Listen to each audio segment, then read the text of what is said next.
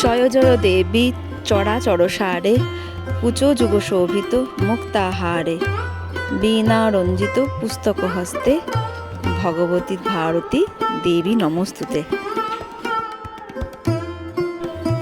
নমস্কার বন্ধুরা, welcome to dream with Tanvi.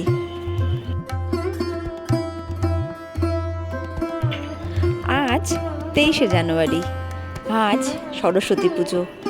23শে জানুয়ারি বলতে প্রথমেই যেটা মনে পড়ে, আজ সুভাষচন্দ্র বোসের জন্মদিন, যার দ্বারা আমি সত্যিই ভীষণ অনুপ্রাণিত। জানি না কেন এই মানুষটার প্রতি একটা গভীর টান আমার খুব ছোটবেলা থেকেই। হয়তো সেভাবে কখনো প্রকাশ করিনি, কিন্তু এই আন্তরিক টানটা, এই মায়ার বন্ধনটা যে কবে থেকে সত্যি বলতে পারবো না। ভীষণ ভীষণ ভীষণ ভালোবাসি তার আদর্শ, তার চেতনা আমাকে সত্যি খুব উৎসাহ দেয় বা অনুপ্রাণিত করে। এবং এই কথাটা বলা মিডিয়ায় কতটা সঠিক হবে জানি না, মানে সত্যি তার সাথে কিছু অন্যায় হয়তো হয়েছে ভারতবাসীর, এটা আমি সত্যি মনে করি। কিছু হয়তো যদি করতে পারতাম তাহলে খুব খুশি হতাম। যাই হোক, বেশি ইমোশনাল না হয়ে আজকের ব্লগটা শুরু করা যাক। আজকে 23শে জানুয়ারি, তার সাথে কিন্তু আজকে সরস্বতী পুজোও বটে। সেই জন্য আমিও কিন্তু আমার বাড়িতে সরস্বতী মায়ের আগমনের তোড়জোড় শুরু করে দিয়েছি। তোড়জোড়টা গতকালকে থেকে শুরু হয়েছে, মানে গতকালকে তো বাজার টাজার করতে হয়, যে যা পুজোতে লাগে, তারপরে খাবারও আয়োজন, যেগুলো খাবার দাবার আজকে হবে তারও কিছুটা আয়োজন করতে হয়, সেটা আমি গতকালকে থেকে শুরু করে দিয়েছি। আর আজকে সকাল 10:30টার সময় আমাদের পুরোহিত মশাই আমাদের টাইম দিয়েছেন যে উনি আসবেন বলে, আর আমি সকাল সকাল উঠে শুরু করে দিয়েছি এই সমস্ত কর্মযজ্ঞ, যার মধ্যে প্রথমেই পড়ে আমার আলপনার কাজ। যারা আমার চ্যানেলে পুরনো সাবস্ক্রাইবার, যারা এর আগেও এসেছেন আমার চ্যানেলে, তারা তো অবশ্যই জানবেন যে আমি আলপনা দিতে কত বেশি ভালোবাসি। আর আজকেও তার অন্যথা নয়, আমার আলপনা দেওয়ার কাজ এখন হয়ে গেছে। তার সাথে ব্যাকগ্রাউন্ড ডেকোরেশনটা যদিও খুব হালকাই করেছি আমি, এবার খুব একটা সময় পাচ্ছি না, তাই জন্য গতকাল রাত্রেই আমি ব্যাকগ্রাউন্ড ডেকোরেশনটা করে রেখেছিলাম। আর সকালে ঘুম থেকে উঠে স্নান টান সেরে আলপনা টালপনা দিয়ে এবার বসে পড়েছি পুজোর গোছ কাজ করতে, যার মধ্যে প্রথমেই এখন আমি ঠাকুর বসিয়ে নেব। যারা সরস্বতী পুজো সম্পর্কে বিশেষ কিছু জানেন না, বা যারা পুজো হয়তো এর আগে কখনো করেননি, প্রথম করবেন, তারা কিন্তু আমার আগের বছরেরও একটা ব্লগ আছে সরস্বতী পুজোর, সেটা থেকেও কিছুটা শিখে নিতে পারেন। আমি যে অনেক কিছু জানি তা অবশ্যই নয়, তবে যেটুকু জানি সেটুকু আমি শেয়ার করছি এখানে। আর যারা অনেক কিছু জানেন, তাতে যদি মনে হয় আমি কিছু ভুল করছি, তাহলে অবশ্যই আমাকে মাফ করে দেবেন।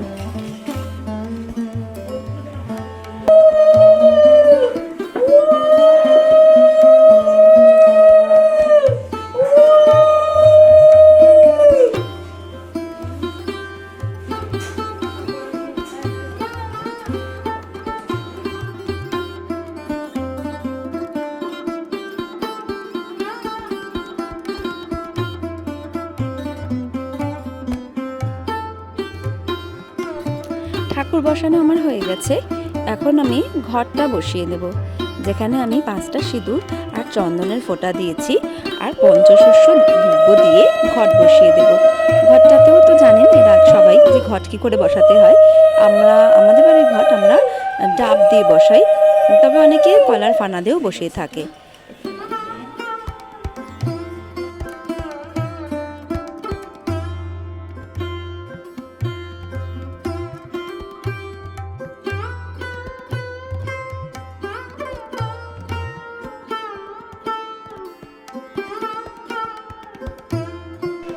আর এতে আমি 5 ফল সাজিয়ে রেখে দিচ্ছি ঠাকুরের ডান পাশে।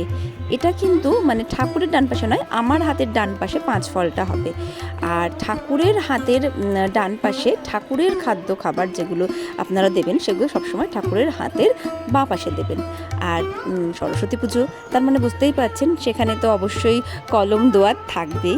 এবারকার এই যে দোয়াতগুলো, এগুলো মাটির, এগুলো বেশ কালারটা খুব সুন্দর বলে আমার খুব নজর কাড়লো, তাই জন্য একবার এগুলো আমি নিয়ে এসেছি। দুটো দোয়াতের দাম 40 টাকা বললেও আমি 30 টাকায় নিতে সক্ষম হয়েছি। আর এই পাশে আমি বসিয়ে দিচ্ছি একটা ছোট টুল মতন, যার উপর একটা কাপড় দিয়ে দিচ্ছি, কারণ এখানে আমি রাখবো বই খাতা। আমার ছেলে যেগুলো পড়াশোনা করে সে সমস্ত বই খাতা সেগুলো আমি রেখে দিচ্ছি। তার সাথে আমার হাজব্যান্ডেরও কিছু খাতাপত্র অবশ্যই রাখবো, কারণ ওর কাজটাও খাতাপত্র নিয়েই, তাই সেগুলো আমি এখানে রেখে দিচ্ছি।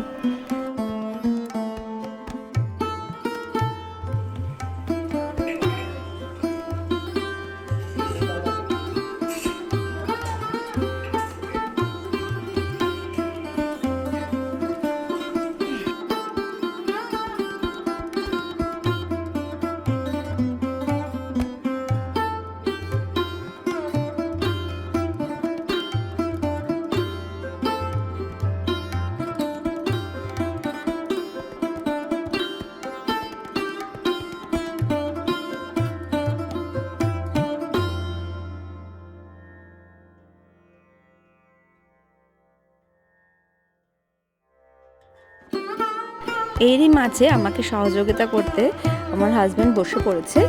ও ওদিকে যে লাইটিংয়ের যে প্রদীপগুলো হয়, যেগুলো সারাক্ষণ ধরে থাকবে ঠাকুরের সামনে, সেগুলোকে সাজিয়ে দিচ্ছে। দেখুন, কথা বলতে বলতে ঠাকুরমশাইও কিন্তু উপস্থিত হয়ে গেছে, আর যেও কিন্তু আমার এই লাইটিং লাগানোর কাজে সহযোগিতা করছে।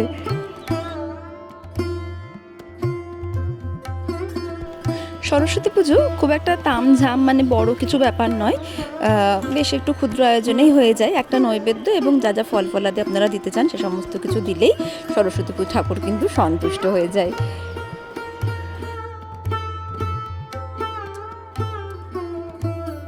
সরস্বতী পুজো শাড়ি, মেয়েরা মানেই শাড়ি আর ছেলেরা মানেই পাঞ্জাবি। আর এখন সেই সমস্ত ছোট ছোট মেয়েদের শাড়ি পরে দেখলে আমার তো ভীষণ ভালো লাগে। আমার জায়ের ছোট মেয়ে আছে, ও শাড়ি পরেছিল, আমি তো ডেকে দেখলাম, কি সুন্দর দেখাচ্ছে, খুব মিষ্টি লাগলো দেখতে। আমরাও ছোটোবেলায় শাড়ি পরেছি, ভালো লাগতো স্কুলে শাড়ি পরে যেতে। তবে আমাদের স্কুলে সরস্বতী পুজোটা সেভাবে হতো না, কারণ আমি খ্রিস্টান স্কুলে পড়াশোনা করেছি, সেখানে স্কুলে সরস্বতী পুজো হতো না। তবে একটা লজে, স্কুলের তরফ থেকে একটা লজে আয়োজন করা হতো, সেখানে সরস্বতী পুজো হতো। সেখানে আমরা প্রত্যেকবারই কিন্তু গেছি, কিন্তু প্রত্যেকবারও হতো না পুজো।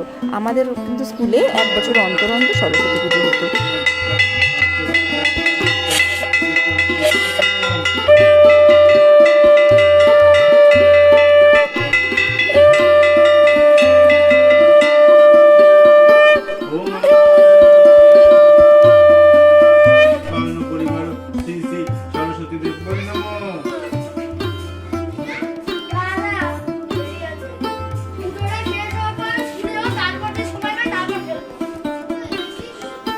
আয় চলে আয়, বল পুজো দেখে যা।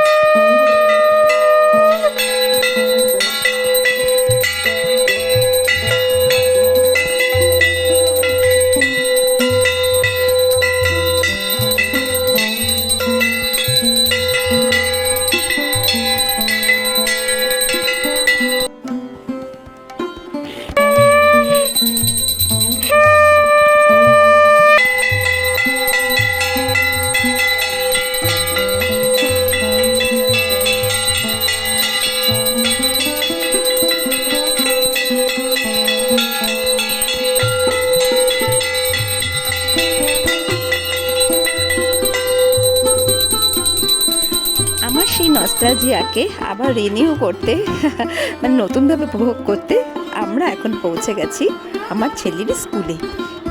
আর দেখি খুঁজি ও কোথায় বসে আছে সেটা একটু খুঁজতে হবে। এই যে আমার ছেলের স্কুলে সরস্বতী পুজো।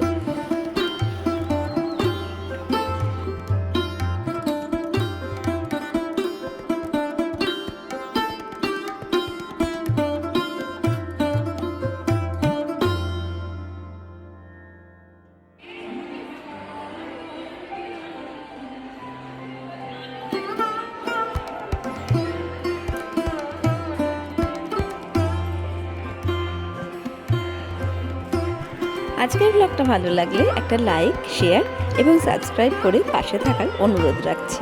সকলে ভালো থাকবেন। দেখা হচ্ছে পরের আরও ইন্টারেস্টিং ব্লগের সাথে। ততক্ষণের জন্য বাই বাই বন্ধুরা।